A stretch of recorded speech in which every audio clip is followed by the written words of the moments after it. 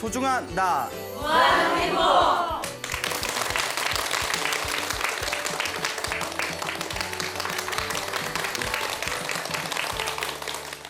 예, 만나서 반갑습니다. 예, 광호 스님이라고 합니다.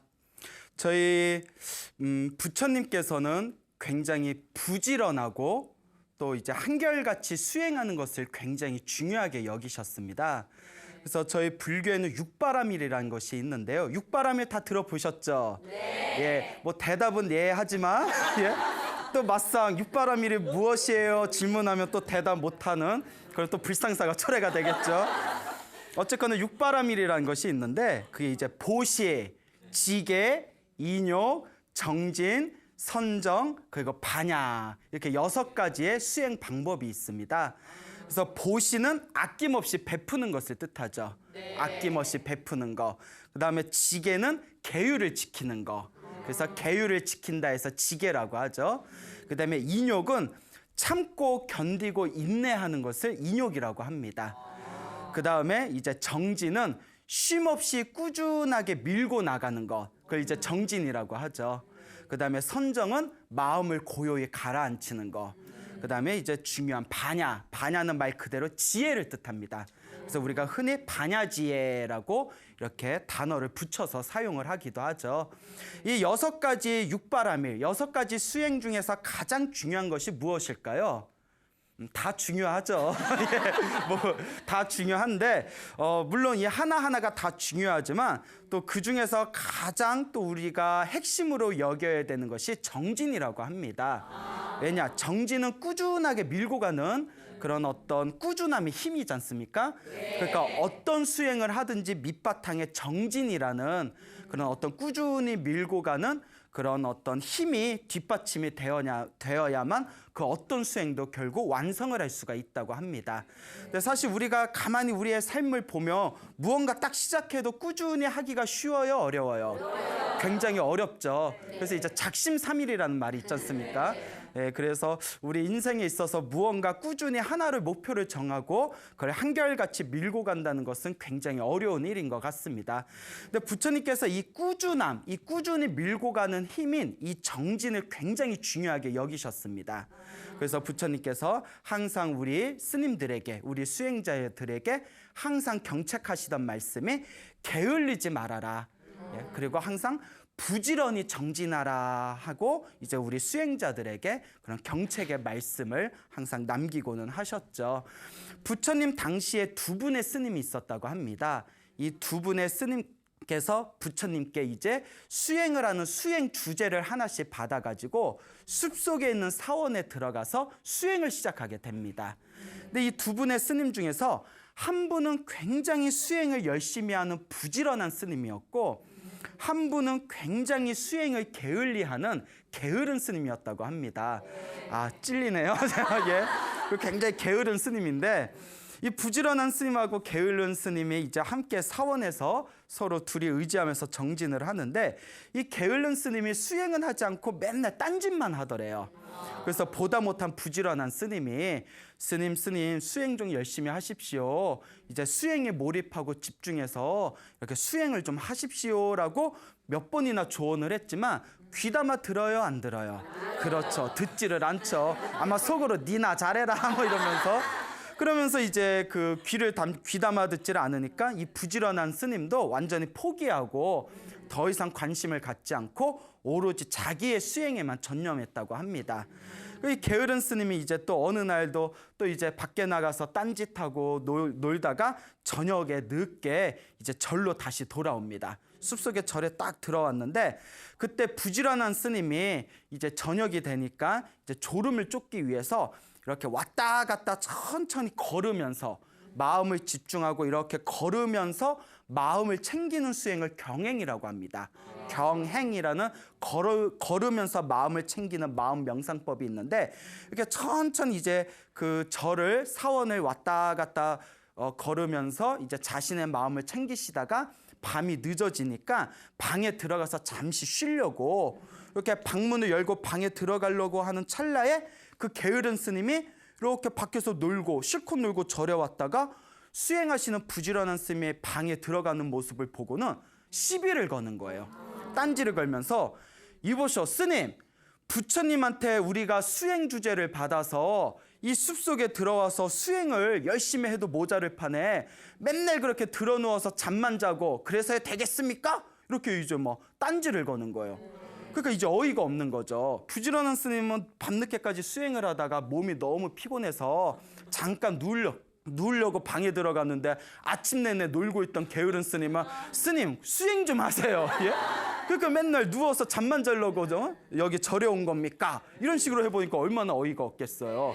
근데 이제 중요한 게 있습니다. 부처님께서 말이 통하지 않는 사람하고는 뭐 하지 말아라. 예, 말을 하지 말아라 했습니다. 이게 중요한 거예요. 어차피 말해봤자 누구 입만 아프다? 내 입만 아프다. 근데 우리가 머리로는 알면서 그게 또 돼? 안 돼요? 안 되죠. 또 욱해가지고 너 잠깐 나 좀 봐봐 이러면서 너 왜 그래? 막 이러면 내가 미안해, 내가 잘못했어. 네가 뭘 잘못했는지 알아? 막 이러면서 또 이제 막 말싸움이 엄청나게 커지지 않습니까? 근데 이제 수행하시는 스님이다 보니까 그냥 다 무시를 하고 이제 방에 들어가서 잠깐 쉬신 뒤에 계속 꾸준하게 정진을 하셨다고 합니다. 그렇게 이제 3개월의 안거가 끝나고 나서 열심히 부지런히 수행을 하시던 이 스님께서는 완전한 깨달음을 얻어서 아라한이 되셨다고 합니다. 무엇이 되셨다? 아라한. 아라한은 모든 번뇌와 욕망이 사라진 완전한 깨달음을 얻은 위대한 성자를 불교에서는 아라한이라고 부릅니다. 이 부지런한 스님은 열심히 수행을 해서 아라한이 됐는데 이 게으른 스님은 이 부지런한 스님의 아라한이 된 것을 눈치채지 못했다고 해요. 자, 어쨌거나 이제 3개월 안거가 끝나서 아라한이 된 부지런한 스님과 그 3개월 내내 이제 놀기만 했던 게으른 스님이 부처님께 찾아가서 수행의 점검을 받게 됩니다. 부처님을 2명의 스님이 찾아가서 부처님께 이렇게 다 합장삼배 인사를 올린 뒤에 이제 부처님께 법문을 청하니까 부처님께서 이미 모든 걸 다 꿰뚫어 보셨겠죠. 그런데 이제 일부러 이제 다 아시면서도 일부러 다음과 같이 질문을 하십니다.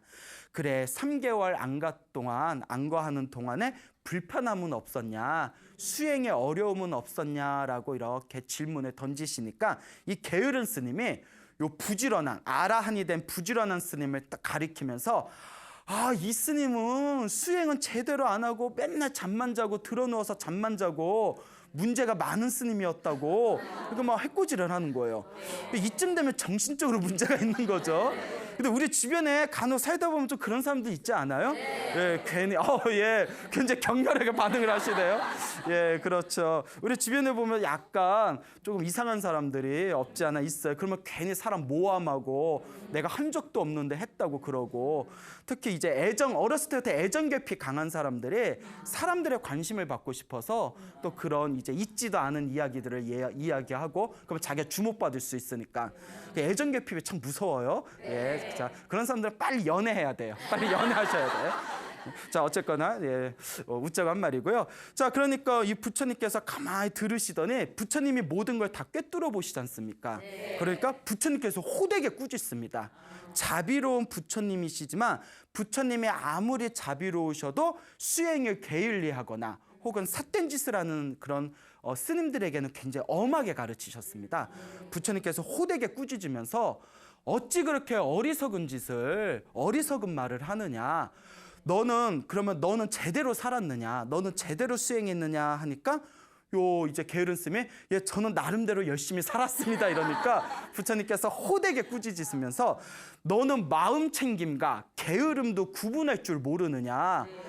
너의 모습은 마치 노쇠하고 나이가 들어서 늙은 비루한 망아지와 같구나. 엄청나게 심한 욕이죠.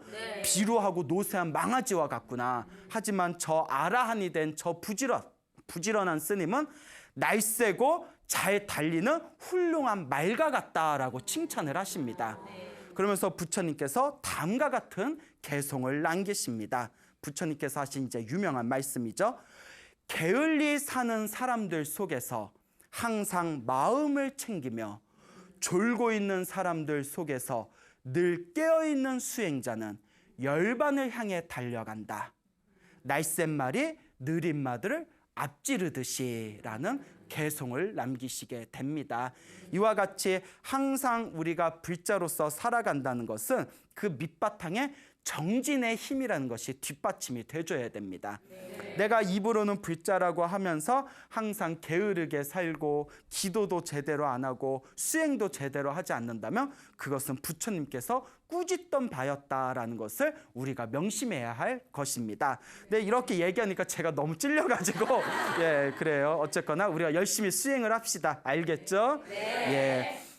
이와 같이 부처님께서는 수행하고 정진하는 것을 굉장히 중요하게 여기셨는데, 그러면 어떤 수행을 열심히 해야 될 것인가, 어떤 정진을 해야 될 것인가라는 그런 의문이 남습니다. 그 예전에 부처님 당시에 그 부처님의 말씀, 경전을 공부하던 스님들이 있었고 부처님의 계율을 공부하던 스님들이 있었답니다. 근데 부처님의 경전을 공부하던 스님들과 계율을 공부하던 스님들이 서로 논쟁이 붙었대요. 서로 논쟁이 붙으면서 경전이 중요하다, 계율이 중요하다, 무엇이 더 중요하다, 이렇게 막 논쟁이 붙으니까 토론을 하다가 그러면 우리가 차라리 부처님께 가서 직접 여쭤보자. 그리고 경전을 공부하던 스님들과 계율을 공부하던 스님들이 부처님께 찾아가 뵙니다. 부처님께 다 인사를 올리고, 부처님, 저희가 경전을 공부하는 스님들과 계율을 공부하던 스님들이 경전이 중요하냐 계율이 중요하냐 계속 토론을 벌였는데 해답이 나오질 않았습니다. 그러니 이 문제를 해결해 주십시오라고 했을 때 부처님께서는 무엇이 중요하다고 하셨을까요? 예? 복불복 둘 중에 하나 찍으면 될까요? 자, 부처님, 다 중요하다. 예, 맞죠. 다 중요하죠. 근데 부처님께서는 그 자리에서 이렇게 말씀하셨답니다. 경전도 중요하고 계율도 중요하지만 가장 중요한 것은 마음을 다스리는 선정이다. 마음을 다스리는 선정이야말로 가장 중요한 것이다라고 말씀을 하셨다고 합니다. 자, 그래서 이 부처님께서는 이 마음을 직접적으로 다스리는 거. 그래서 우리 불교에는 이런 이야기가 있습니다. 부처님의 말씀을 모아놓은 것을 우리가 팔만대장경이라고 합니다. 다 들어보셨죠? 근데 팔만대장경을 해행사에 있는 팔만대장경 모판본을 일렬로 쭉 세워놓으면 백두산보다 높대요. 네, 백두산보다 높답니다. 굉장히 반응이 예, 백두산보다 높은데 그 양이 너무나 많기 때문에 그 팔만대장경을 처음부터 끝까지 천천히 읽다 보면 20년이 넘게 걸린대요. 그러니까 그걸 언제 다 보겠어요. 그래서 옛날 큰 스님들이 하시는 말씀이 팔만대장경은 달을 가리키는 손가락과 같고 마음을 드러내는 언어 문자에 불과할 뿐이다. 근데 팔만대장경을 다 달달 외운다고 불법을 바르게 깨닫는 것은 아니다. 그러면 무엇이 가장 중요한 핵심인가? 팔만대장경을 또로로로로 말아가지고 한 글자로 만들면 마음심자가 된다고 했습니다. 마음심자. 그래서 마음을 깨닫는 것이 가장 중요하다.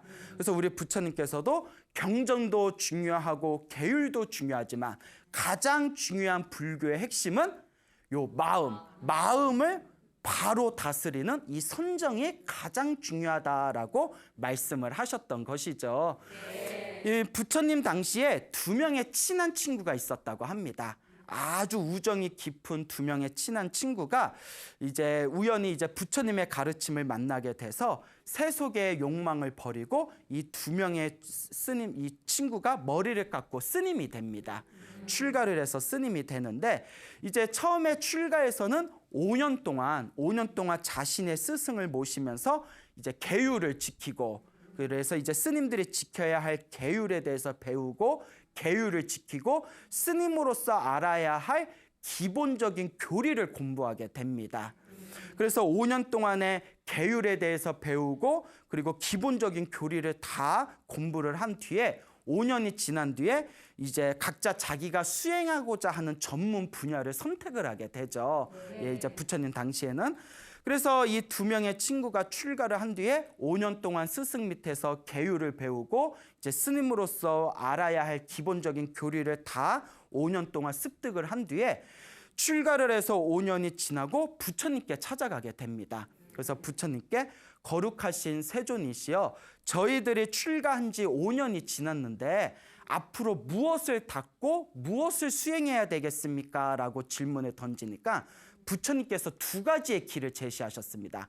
첫째는 부처님의 말씀, 부처님의 교리, 부처님의 경전을 연구하고 공부하는 학생이 되는 거. 그러니까 이제 강사 스님이라고 하죠.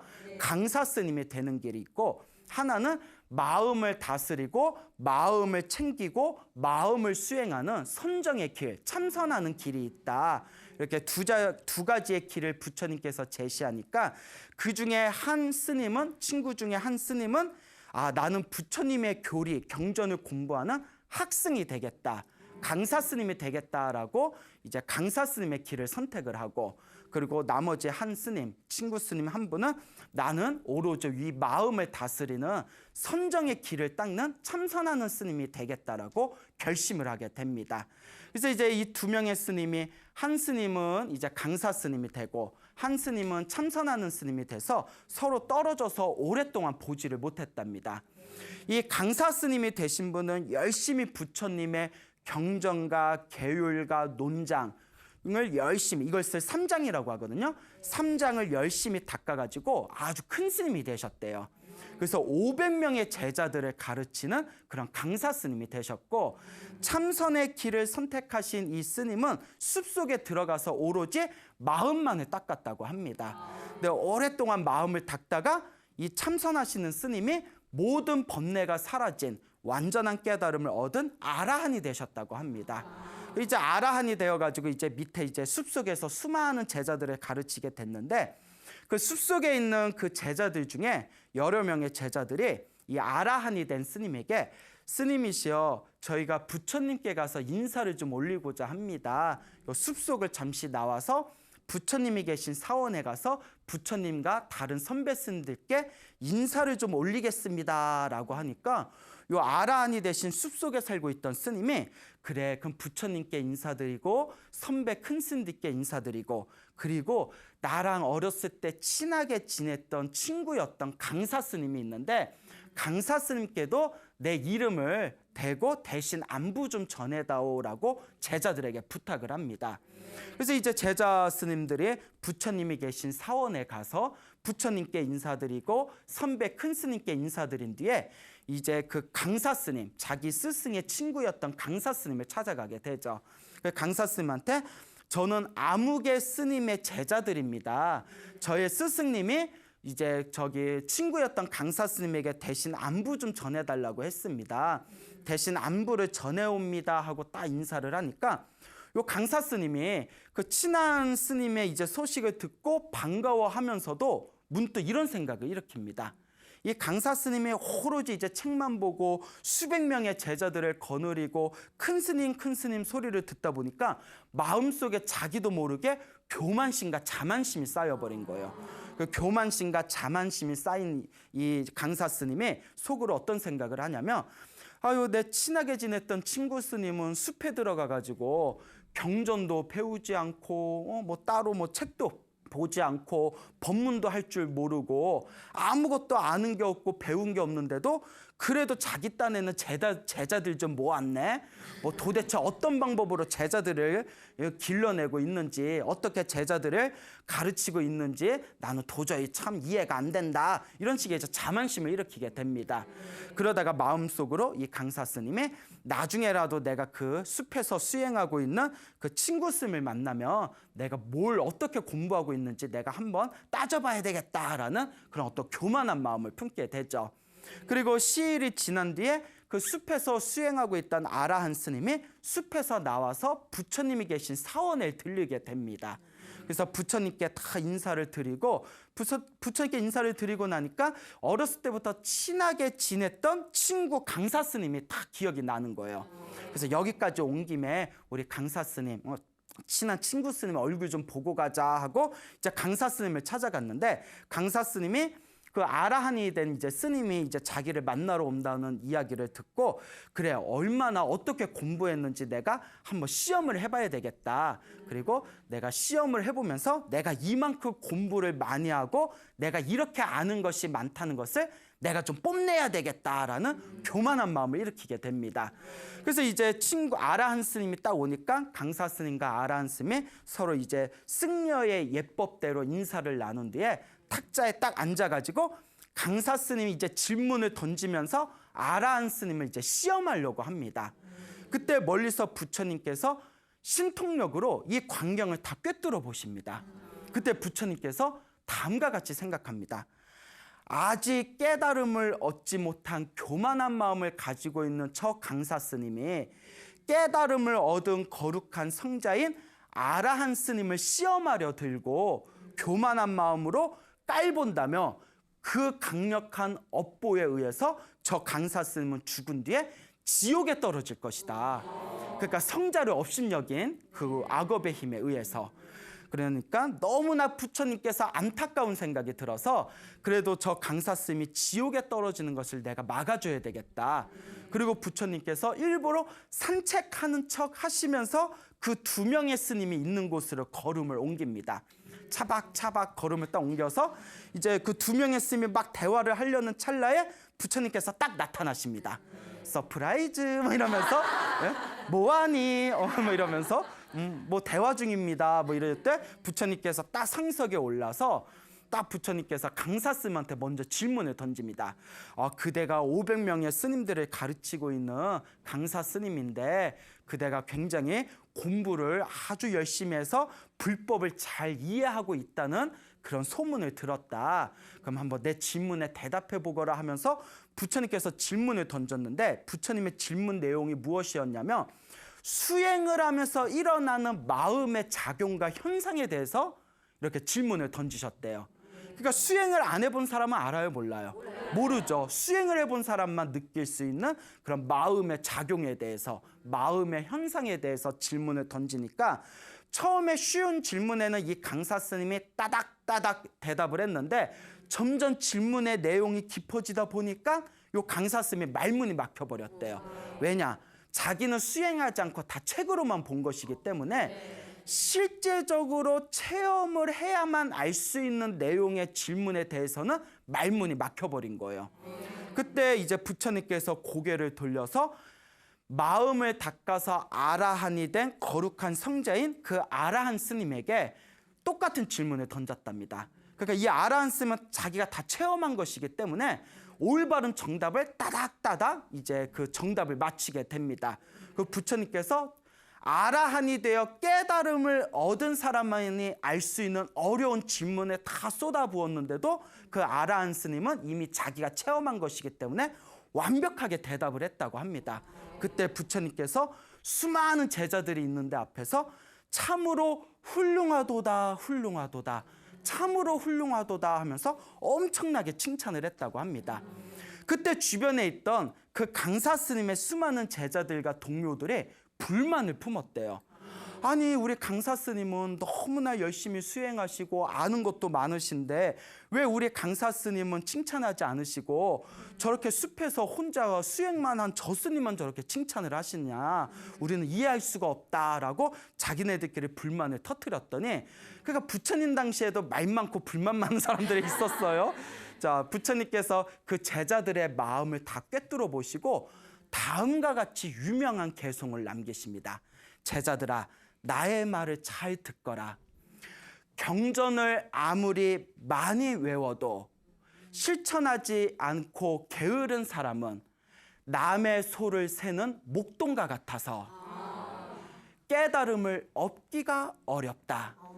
경전을 아무리 적게 알아도 법을 따라 도를 행하고 탐욕과 성냄과 어리석음을 모두 버려서 삶과 죽음에도 집착함이 없으면 이것이 진정한 부처님의 제자이다라는 가르침을 남기시게 됩니다.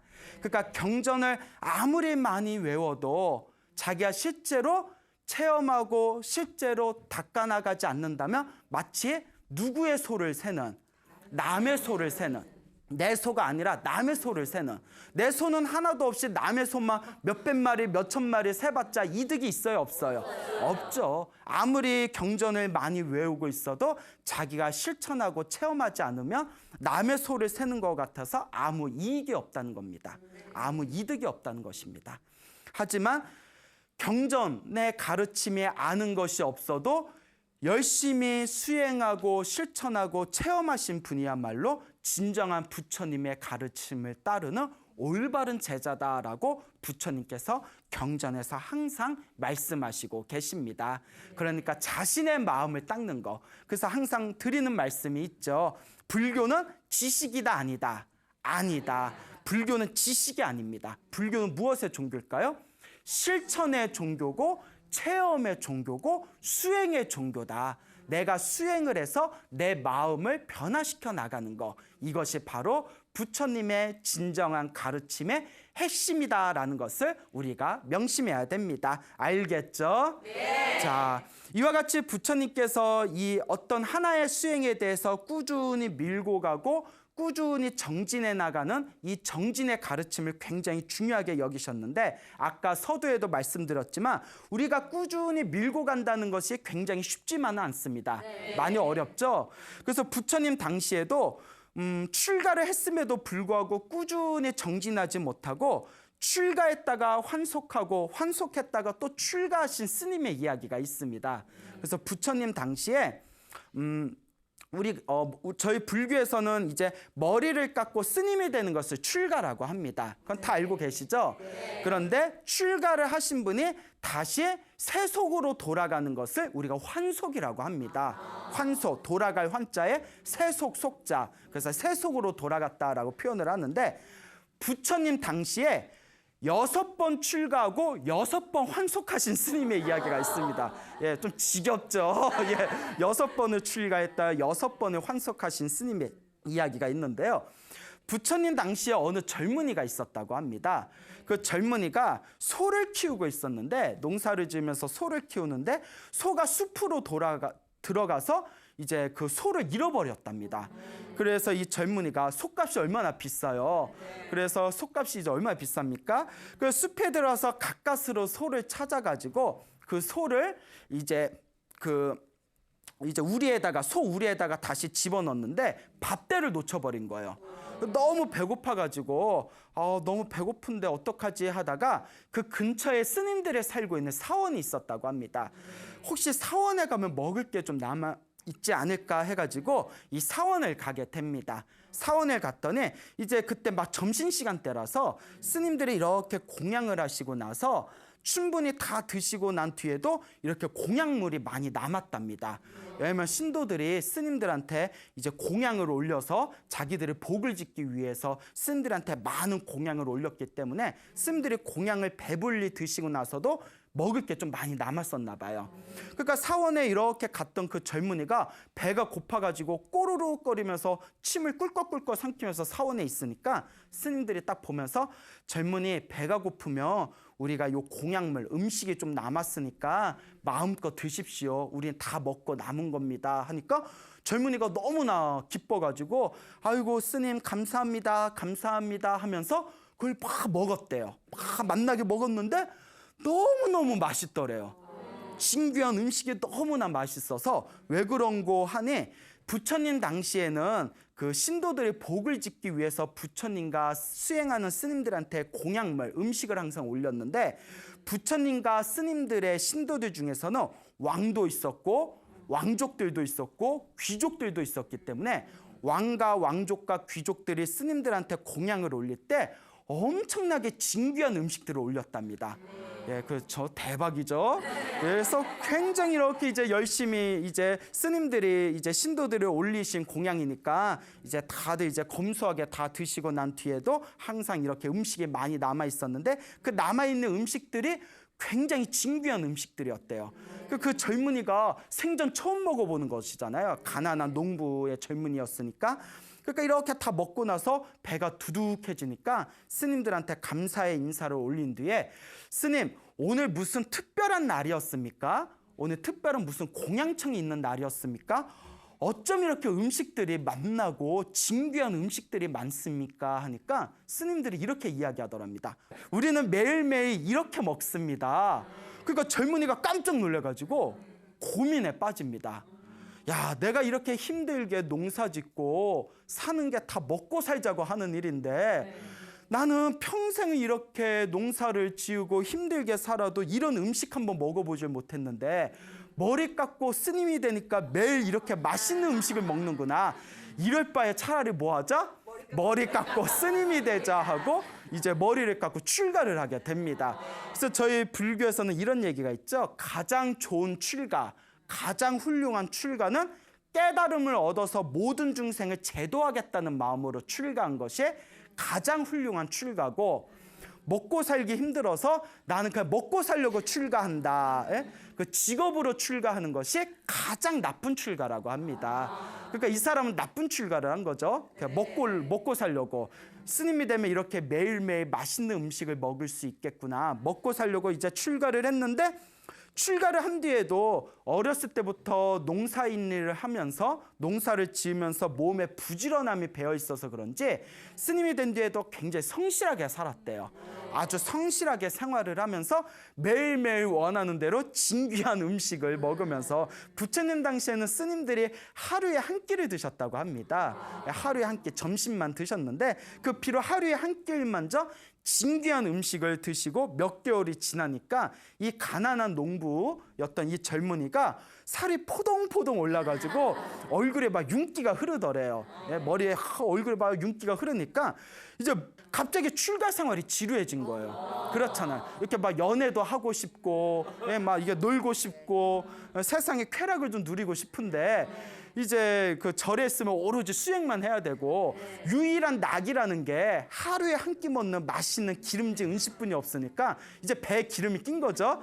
아우 지겨워. 이렇게 살 바에야 뭐하러 살아.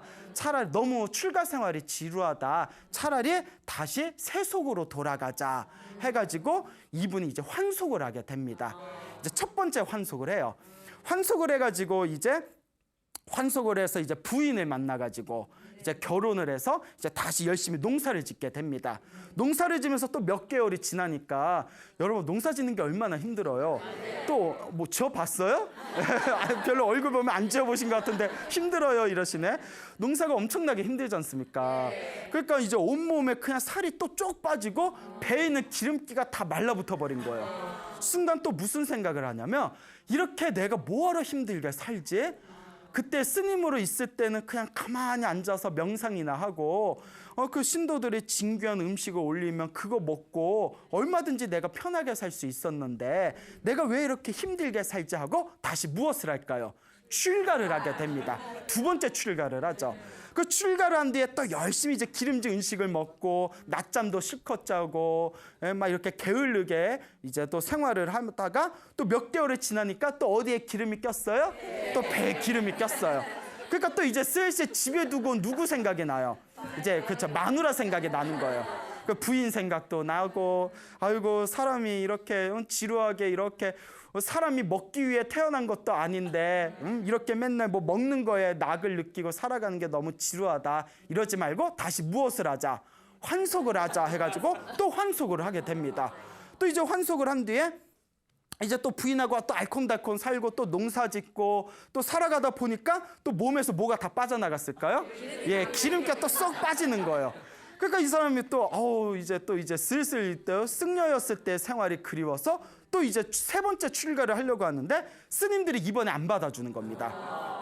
너 해도 너도 진짜 너무하다. 무슨 절이 무슨 터미널이냐. 뭐 왔다 갔다 하고.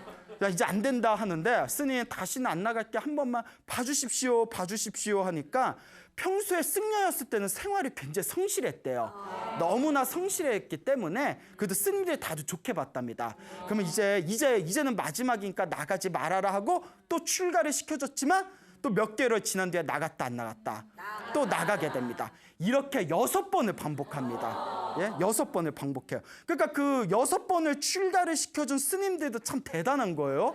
우리 같으면 화딱지가 나가지고 다시는 찾아오지 말라 했는데 그 스님들도 6번을 그냥 계속 머리를 깎여주고 또 환속하면 환속할 때 보내주고 또 찾아오면 또 깎여주고 뭐 호구야? 예?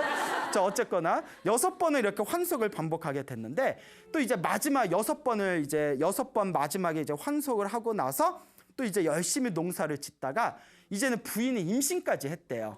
부인이 임신을 해서 몸이 무거우니까 이제 방에서 인도는 여름에 굉장히 덥지 않습니까? 낮에.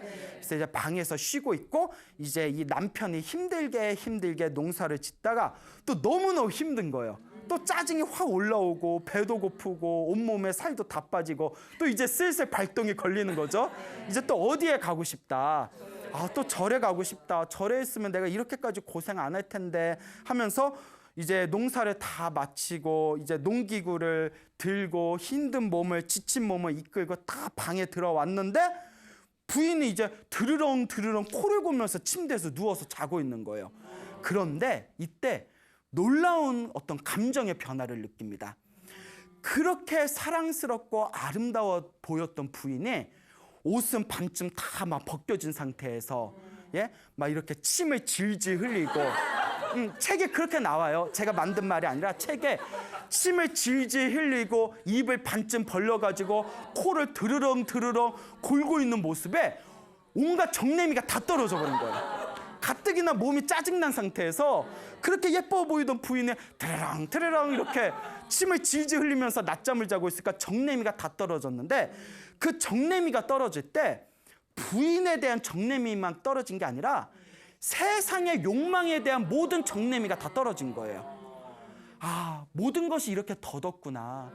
그렇게 아름답고 예뻐 보이던 내 부인도 결국은 저렇게 이제 그냥 뭐 아줌마가 되어가고 저렇게 흉한 모습을 보이고 정내미가 떨어졌는데 부인에 대한 정내미가 떨어진 게 아니라 그 이 세상의 모든 욕망이 다 저와 같구나.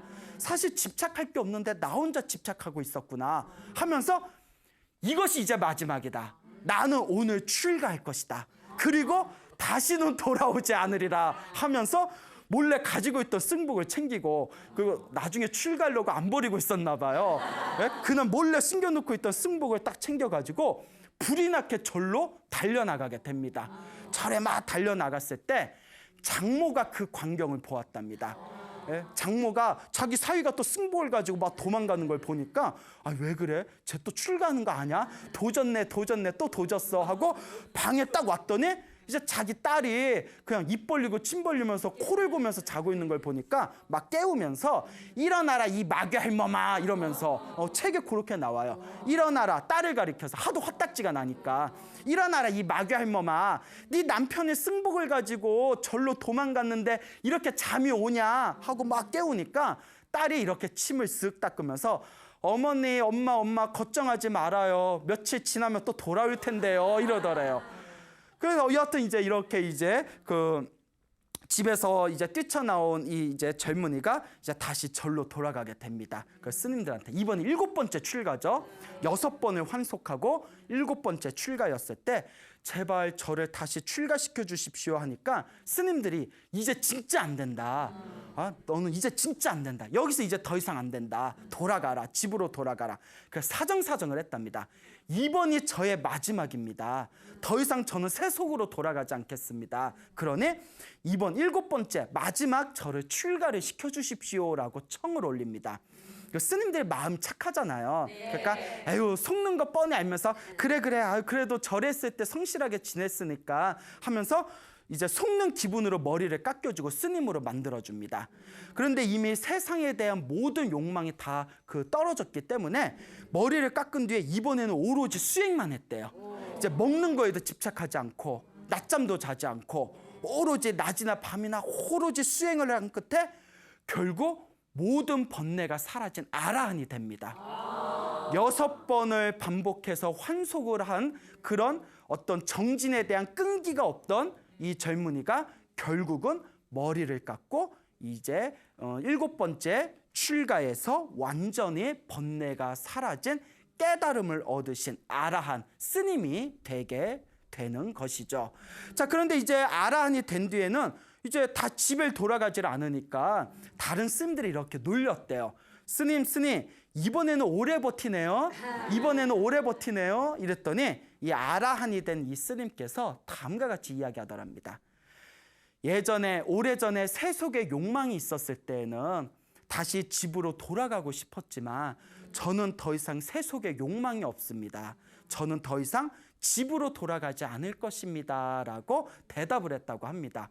그 사람들 뭔가 분위기가 바뀐 게 느껴지잖아요. 그래서 이 스님들이 부처님을 찾아가서 부처님 이상합니다. 저 스님이 자꾸 자기가 깨달음을 얻은 아라한인 것처럼 행동합니다. 참 별꼴을 다 봅니다. 이런 식으로 얘기했더니 부처님께서 다음과 같이 말씀하십니다. 그렇게 말하지 말아라. 저 스님이 마음에 확고한 믿음이 없고 세속의 욕망을 떼쳐내지 못했을 때는 자꾸 집으로 돌아가고 싶었으나 저 스님은 드디어 모든 욕망과 번뇌가 사라지고 모든 세속의 욕망이 사라져서 깨달음을 얻은 아라한이 되셨다라고 선언을 하십니다. 그 부처님께서 다음과 같은 개성을 제자들에게 가르치십니다. 부처님께서 다음과 같이 말씀하시죠. 마음이 굳건하지 못하고 바른 법을 알지 못하며 믿음이 없는 이는 결코 지혜를 이룰 수가 없다네. 마음이 탐욕에 젖지 않고 성냄에 불타지 않으며 선악을 초월하여 항상 깨어있는 이에게 더 이상 두려움은 없다네 라고 제자들에게 가르침을 내리십니다. 이와 같이 그 6번 반복해서 집으로 돌아가고 7번째에 드디어 출가를 해서 완전한 깨달음을 얻은 이 스님은 이제 모든 욕망과 번뇌가 사라져서 그 정진의 힘으로 이 생사윤회에서 벗어난 위대한 성자가 되었다라는 이야기가 저희 부처님의 가르침에 내려오고 있습니다. 자, 이와 같이 부처님께서는 꾸준히 밀고 가는 정진의 힘을 중요하게 여기셨습니다. 하지만 우리 중생들은 업장이 두꺼워서 꾸준히 정진하고 밀고 나가고 꾸준하게 자기 자신의 마음을 다스리기가 굉장히 어렵습니다. 그렇지 않습니까? 네. 하지만 여러분 7.8기라는 말이 있죠. 네. 그와 같이 6번 반복해서 환속을 할 정도로 끈기가 없던 스님도 끊임없이 자신의 마음을 갈고 닦고 다스렸던 그 인연에 의해서 결국 7번째에서 출가에서는 완전한 깨달음을 얻을 수가 있었던 것입니다. 그래서 어떤 분이 이런 얘기를 하더라고요. 작심삼일이라는 말이 있지만 작심삼일을 계속 반복하면 결국 그것은 꾸준히 하는 것과 똑같은 결과를 맺을 수가 있다고 합니다. 그러니까 오늘 작심삼일하면 3일 후에 또 뭐 하면 돼요? 작심삼일 하면 되고 또 3일 후에 뭐 하면 돼요? 또 작심삼일을 하면 됩니다. 이와 같이 여러분들도 꾸준하게 불자로서의 수행을 닦아 나가시면서 여러분들의 삶에 깨달음의 큰 공덕을 얻으시기 바랍니다. 여러분 행복해지고 싶습니까? 네. 행복한 삶을 창조하고 싶습니까? 네. 복을 지으십시오. 선업을 지으십시오. 공덕을 쌓으십시오. 복과 선업과 공덕의 힘이 여러분들을 진정한 행복의 길로 이끌어 줄 것입니다. 여기서 마치겠습니다. 소중한 나. 우한 행복.